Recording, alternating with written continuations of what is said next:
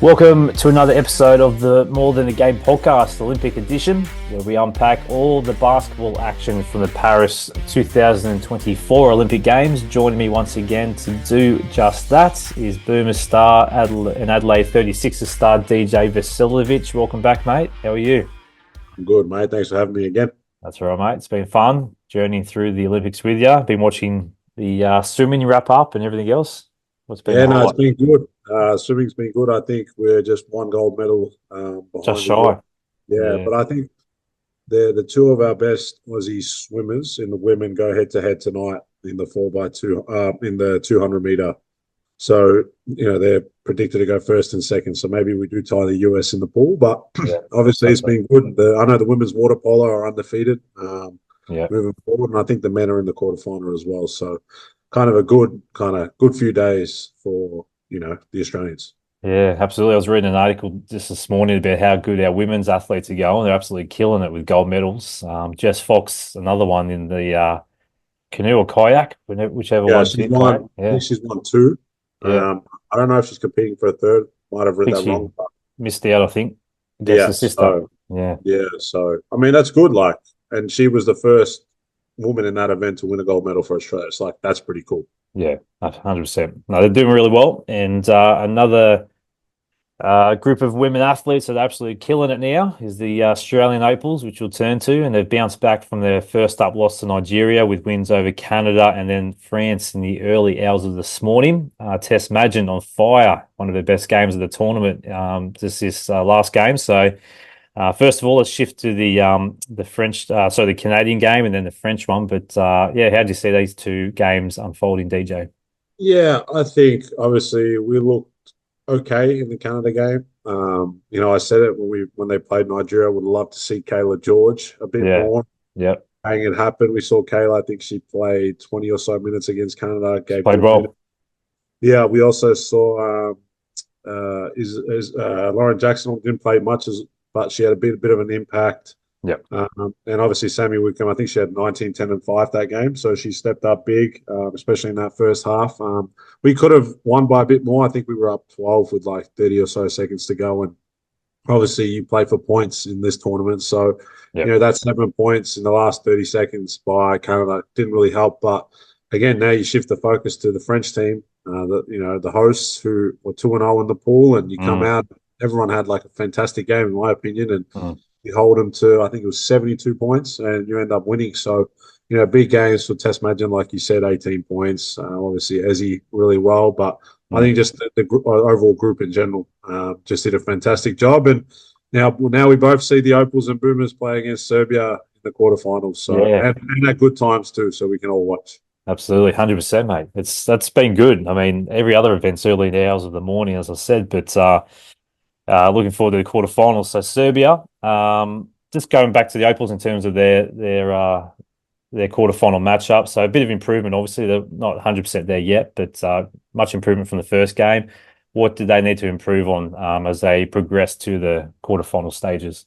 I think Sandy just needs to experiment more of off the bench of who plays and who doesn't play. Obviously, we saw Lauren Jackson play the first two games. Christy Wallace play the first two games, Mm, first game, but she was a DNP against Canada. She was DNP against France. We saw big minutes by Tess. She had 31 minutes. Kayla George went from playing 3 minutes to 20 and then 25 against France. So I think she's just trying to find the right lineup, yeah. kind of who to play off the bench, and obviously you got to also fit against who you're playing against. But I think they have a good chance of beating Serbia. I haven't watched much of the Serbian women play, so I wouldn't know. Mm, But I think it'll be a good game. I think mm, any team who's in the Olympics is good, and now that you're in the quarterfinal stage, anything can happen. mm. So I look forward to obviously a great game. They're just obviously they've done well. We're limiting the turnovers. Well, not really. They had 17 in this one, but I think if we can cut it down to 12, Mm. 10 to 12, I think we'll be in good shape. Yeah, absolutely. End up finishing second in their pool, which is good. So looking forward to that game. And we'll shift our focus to the Boomers because they are also playing Serbia in the quarterfinals. And you and I were messaging against in the game against Greece, and it was a tough game to watch, let me tell you. One game that we probably should have won. But Greece, to their credit, came out hard. They played well. We really didn't get it together to the fourth quarter and almost reeled them in, but just didn't have enough time to do that. Really tough game to lose, but we're through. What are your takeaways from that game against Greece? I think we just came in there lackluster, thinking, hey, this is, walk in the park, we're getting a win, we'll finish second in our pool and we'll go for it. And Mm, there's only 12 teams in the Olympics. This isn't a World Cup where you get 32 teams and you can get a team that isn't as good. Like, everyone's good here. So Greece yeah, came out and dominated in that first half. Like, the Boomers' defense was very poor. Obviously, they gave up 53 points in that first half compared to 24 in the second. I think in the first half they were letting Giannis just like dictate. Like he was, yeah, he tried to build a wall, but he was just going right through it. I mm, think what Jock and Nick Kay and some of the other guys did well in that second half was push the catches up. mm, So Giannis was catching maybe a meter or two above the three. Now it's like, all right, come to us right now. That's where the elbows and blocks that yeah, I talked about, previously on. That's how you're supposed to defend him, and then get out to the shooters. Because my biggest worry was the first two games Greece wasn't hitting. mm, Now, if Greece starts to make shots from the three, how does that change? You yeah. saw that in the first half. That's Everyone was right. making everything. So, and as Australia's defense picked up, the offense got better. But we can't just rely, solely on getting stops and making baskets. Like even Mm, when we're not scoring, that defense still has to be elite. So, yeah, and we got to give a shout out to Delhi and Duop. yeah, Obviously, Delhi plus 10 in 7 minutes of action, yeah, which was yeah. great. Duop plus 9 in 5 minutes. So moving forward, I think these two definitely deserve a shot. Especially now that Josh Green isn't making an impact, or it's not. I don't know. It doesn't Yeah. seem right up there with him. No, So no. I think we'll see a lot more of Delhi, especially with how we pressure the Serbian guards. Obviously, Vasiljevic, and stuff like who's going to get Bogdanovic to start and whatnot. So it'll be Mm, interesting in terms of that. But yeah, Duop, I think against Jokic, we got to get Duop out there mm, first, in my opinion. So it'll be an interesting game. This is now you're competing for a chance to go to the medal round. So yeah. I think it's do or die right now. Absolutely. Just to finish up on that game, so just going through the top three performers, Jock Landale, 17 points, 8 rebounds, 2 steals, was solid again. Dyson Daniels, again, 11 points, 6 rebounds, 8 assists, showing his worth. And Giddy, 9 points, 11 rebounds, 6 assists. So they were some of the top performance for the Boomers. But for me, I just feel like they're still lacking that knockdown shooter. I don't think when you see them on the perimeter, there's not that confidence that they'll hit a three. I guess when Paddy gets hot, it's a different story. But yeah, I just have no confidence on the perimeter, and I think that was sort of evident again. Yeah, what are your thoughts around that and trying to guess develop some squad members that can hit the three? Honestly, I said this last one. Like, there's two of the best shooters in Australia. They're sitting, at home preparing for the preseason, and myself and Chris Goulding. And I'm not saying I should have made it or shouldn't make it. And we just need someone who, when things don't go, like you just need someone to come in and make a three. And I think that both of us can do it. Mm, But again, like it's going to come down if Paddy doesn't shoot well. Who do we go to? I really don't know the answer to that question. I think the coaches are mm, probably still up in the air, but yeah, my thing is we got to get Jock Landale the ball more. I think mm, you look at the likes of how Greece play or how Serbia play, they always go to their bigs and just play out of the post. Like Jock's a great passer. Like he takes his time. He's not rushing. So and he's mm, had a great tournament. Like yeah, probably playing some unbelievable basketball right now. And yeah, I think we just got to get Jock the ball and just play from there. Even if we see Josh Giddy catch some, high post catches from the elbow and play out of it like we saw in the exhibition games. So yeah. it's stuff like that. So we'll see what happens. I think Australia can potentially win this game as long as the defense is intact, and then got to find some power when things don't, go our way on the offensive end. Absolutely. So the road ahead, we hit Serbia first up. Again, going to be tough. Good to get a feel for them in the warm-up games. We beat them in that, but it's going to be a different story at the Olympic Games. If we win that, it's by all likelihood we're going to meet the United States in the next round, which again is going to be tough. But if we're going to medal, we definitely got to beat the best, and they are obviously the team to beat. So that's the road ahead. What do you think about that? And also coming up against Serbia, do you think we can get the job done? Yeah, I think so.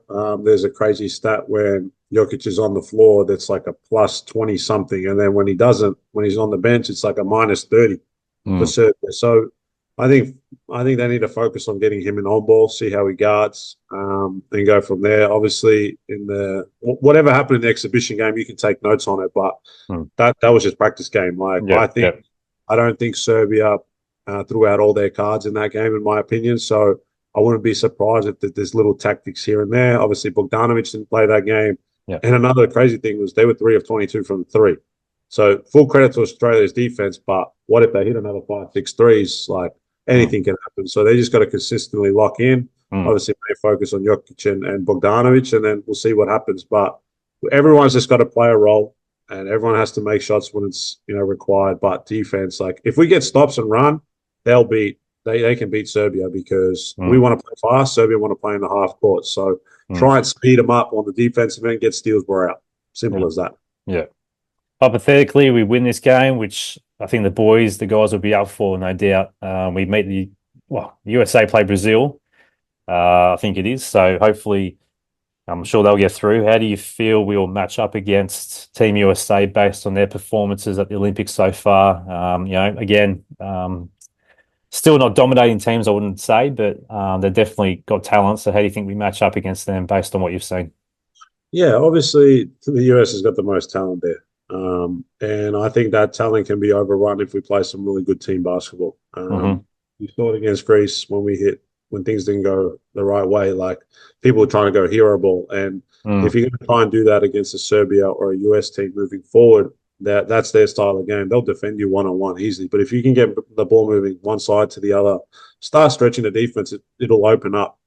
So we'll see what happens. I think there's a good chance. I think USA is just getting, just steamrolling through this like it's nothing. They're just waiting for the gold medal game to kind of kick gear. But yeah, yeah, hey, if Australia can get through past Serbia, and then we come and surprise the United States, because remember, we were up against them in the semi-final in Tokyo, yeah, they were. Played and so well. exactly. So there's a bit of revenge. Like, so, hey, the guys are probably saying, hey, we got to beat Serbia because who's waiting on the other side? The guys who beat us for potential gold or silver a Yeah, few years ago. So I think they'll be pumped, but Serbia is the main focus right now. absolutely. And that's on Tuesday, August 6th at 10:30 p.m. Australian Eastern Standard Time, 8:30 for me over in Perth, which is awesome. Let's shift our focus to the other side of the draw because we will, if we get through, match up against some of these sides. The first quarter final, a bit earlier on in that day on the 6th of August, is Germany versus Greece. So that'll be a tough matchup for both those sides. Who do you think gets the win in that one? I think Greece does. No, not Greece, sorry, Germany. I Right. think Germany's just playing some unreal basketball right now. They got the Wagner brothers, they got Dennis Schroeder, they got Daniel Tice, they got some great knockdown shooters. I think they're probably the most overall sounded team, in my Mm. opinion. Yeah. Just the way they're playing, and obviously winning the World Cup last year was kind of big, and I think they're just carrying that momentum. So if you can stop Giannis, and I think that they have the guys to do it, like Franz Wagner is 6'10", so he might get the matchup to start. You Yeah. throw a kind of bigger body on Giannis, you try to tire him out, and then just hope Greece doesn't make it shots. So Mm. see what happens. But I've got Germany going through that one easily. Awesome. And the game I'm looking forward to, the other quarter final, which is the following day on the 7th of August, Canada versus the home nation France. That's going to be a massive game, I reckon. So I think Canada's shown their worth against us. They dominated us to an extent. France have been good again. So how do you see this one playing out? Tough. I think it'll be down 3 or 4 points, but I think it'll be Canada. I think just the talent overrides what France has. A bit older bodies. Obviously, Evan Fournier, Rudy Gobert, a bit older. Mm. I could potentially put them in a lot of pick and rolls, see if you can get switches because Gobert doesn't move well laterally. Mm. I've seen the coach have a dig at Wembanyama as well, playing too much hero ball, which cost him the game against Germany. Mm. So we'll see how he adjusts. Obviously, being his first Olympics, and now he's the guy on that team, in my opinion. So I think Canada gets it easily, but I would love to see the matchups. I think Dylan Brooks will get Wemby to start, and I just try to get it in his head because that'll frustrate him. And people don't like Dylan Brooks, but that's his job. Mm. Like he just gets in your head, Mm. and he might have a 0 across all stat line, but if he gets in your head, like that's a win for Team Canada. So Mm. I've got the Canadians by at least 3 or 4 points in that one. We'll see how you go, mate, with those tips. It's going to be a tough tournament all around. It doesn't get any easier this part of the tournament either. So great teams, great players on the show. Looking forward to it. But we'll see how things pan out and go the Boomers, eh? Yeah, definitely. And then we got to give a big shout out to South Sudan too.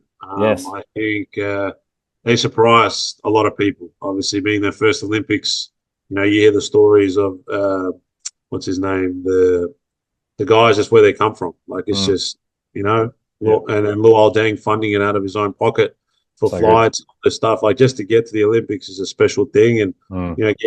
getting that win against Puerto Rico and pushing the likes of the US in an exhibition game like Yeah. that. That's That was amazing. elite. So Yeah. like, I think South Sudan's on the rise. Obviously, a few of the boys Sunday ball Mm. from the NBL, like you got to give them their flowers as well.